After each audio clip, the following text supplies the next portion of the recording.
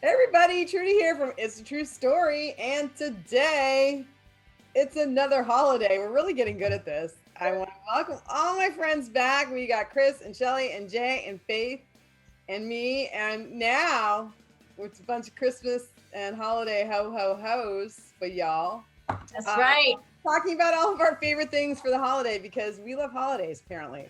This has been, I want to say it's been a very festive holiday. My holiday went first.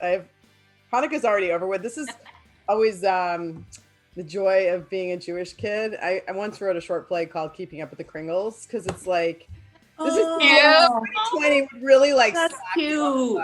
Thank you. Yeah. As a kid, that was always the worst. It was like when Hanukkah was like way before Christmas. Yeah. And it's out of the way early on. Like it's done this week. We got another good solid week before Christmas. Hanukkah is like eating shitty greasy food, that's all a part of it. So the potato, because it's all oil, the oil burn, 8 nights, that's the whole Adam Sandler sings a song. That's the celebration. This year my family got very into jelly donuts, which is also a traditional food. Okay. It's like Jelly donuts. World the worst.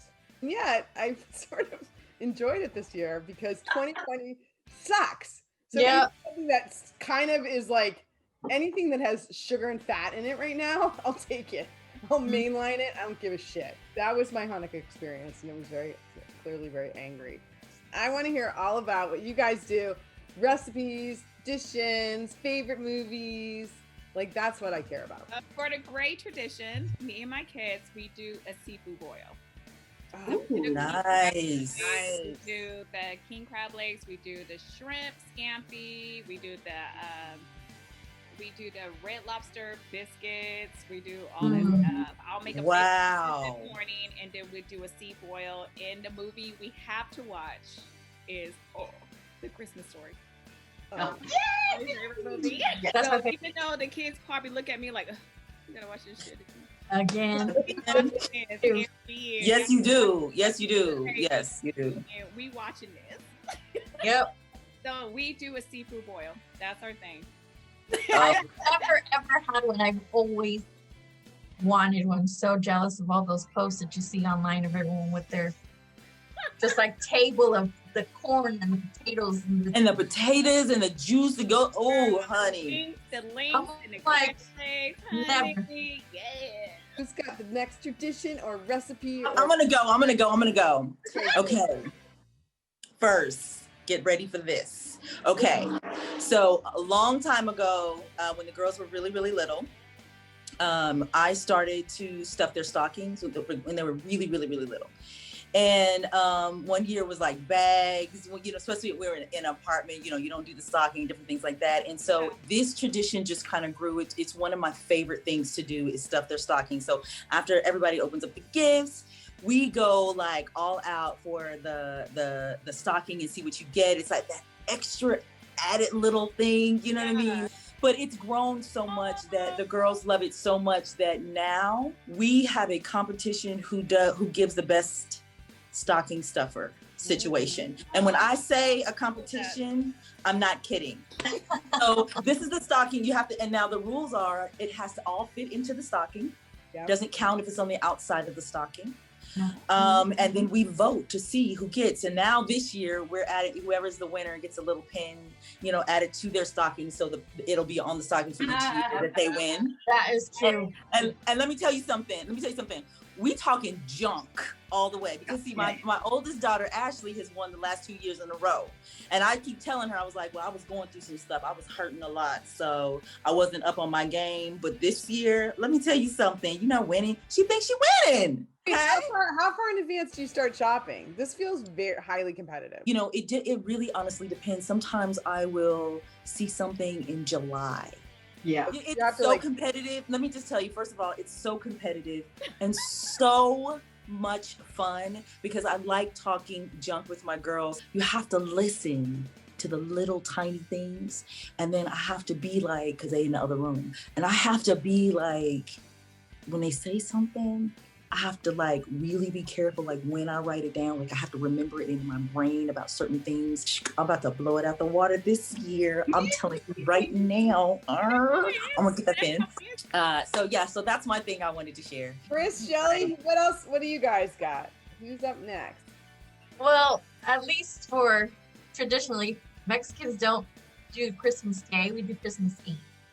Like it's all about Christmas Eve. Christmas Day, for the longest time, we didn't do nothing but sleep in from the night before because we stayed up all night and our pajamas all day and eating leftover tamales, the first of many leftover days. So we would draw names on Thanksgiving. Oh yeah. And get the adult stuff.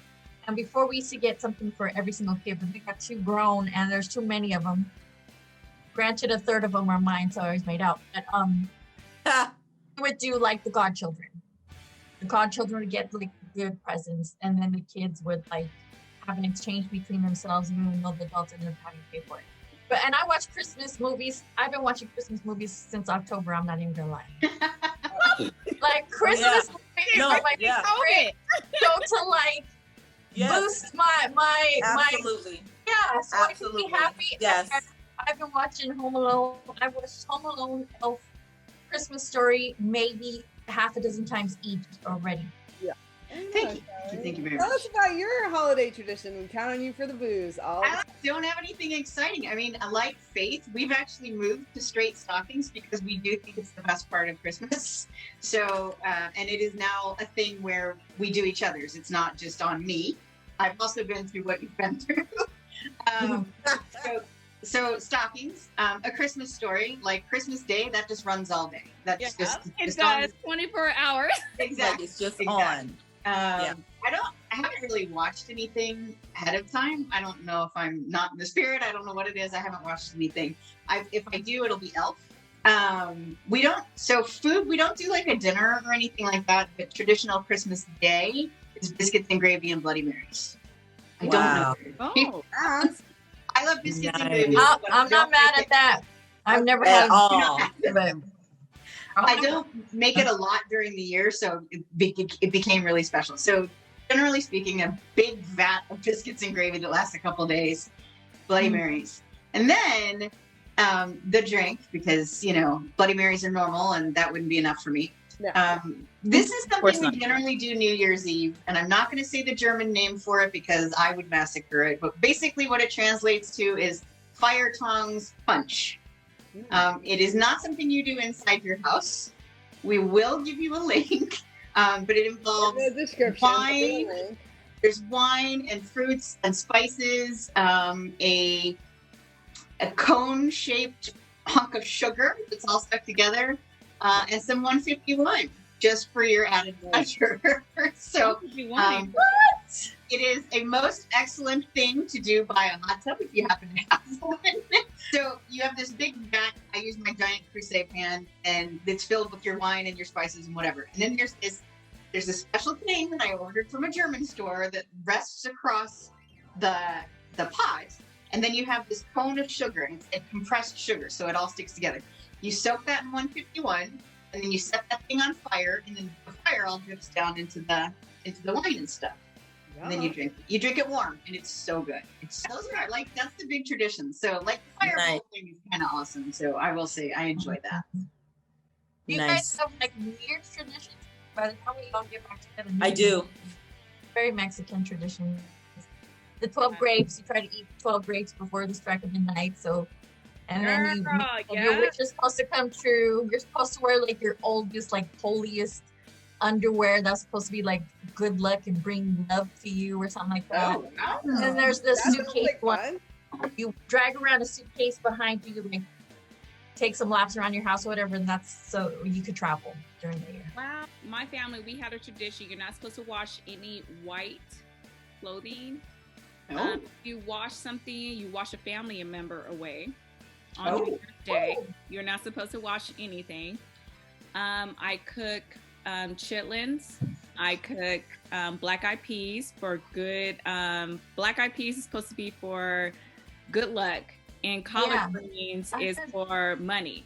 So you have to eat a tablespoon of that on New Year's Eve. like New Year's Day. So the next day I used to make chitlins, I used to make collard greens, and then make black eyed peas, and we have to eat like a tablespoon of that, and don't wash no clothes, don't wash nothing. I also I make black eyed peas on the first too. That's so funny, and I hate black eyed peas with a passion, but I have to eat it. It is always been the one thing I hate, and my kids love it. Is my ex-husband's from the South, so they love that, and I'm just like. And here I just take all my Christmas decorations down and put them away and watch the parade all day. I just put it on repeat. I record it and I put it on repeat because we love a good parade up in here. And until everything, and by the end of the night, everything, all the Christmas decorations are done, put away and everything like that. And that's what we do. Shelly, what's your New Year's? Shelly, you said you make black eyed peas, and what else do you make? You said on New Year's. I don't. So that's the thing. Oh, that's really Trudi. I make the black eyed peas. Yes, I do. Yeah. So what else do you make with the black eyed peas? Do I make? Yeah. What else do you make? I alternate. So on New Year's Day, I'll make black eyed peas or lentils. Both of them lack money. Either one. I either go Italian or I go down south. And my New Year's tradition nowadays, everyone's older and I figure it's amateur hour anyways, and I'm now a meditation teacher. I don't know if you guys knew that, but I am. So yes, you had to tell us about you that. You beautiful woman, you beautiful spirit. The last 3 years I've meditated in the new year. Like literally I'm meditating, but my teacher does a thing where you write down 108 is the sacred number. So you write down 108 things you're grateful for. And then I meditate in the new year. And no. What's your Shelly self? I don't have any New Year's Day. I grew up with black eyed peas and greens and all that stuff. I loathe every part of that. And I don't eat them. I absolutely refuse. So I think I've actually walked so far away from that as to not doing anything to make for a prosperous New Year. I think there's probably usually sports on in my house. So I'm probably somewhere else not watching sports. I honestly don't have a thing that I do.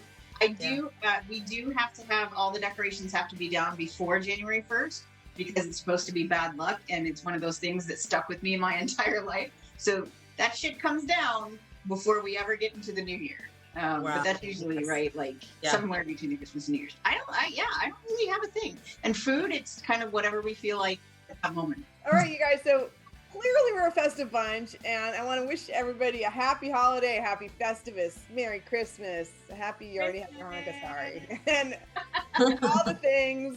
We love you guys. I appreciate my friends being here, Kris and Shelly and Jay and Faith, and appreciate you guys watching. I want to wish you guys a merry and a happy and all the things, and a very happy new year, and fuck 2020. Yeah. COVID, right? That's right. Merry everything and happy always. Yeah, if you please subscribe. We'll see you back here. We'll be doing more Holidaze, DAZE together. And thank you very much for being here, guys. Bye. Bye.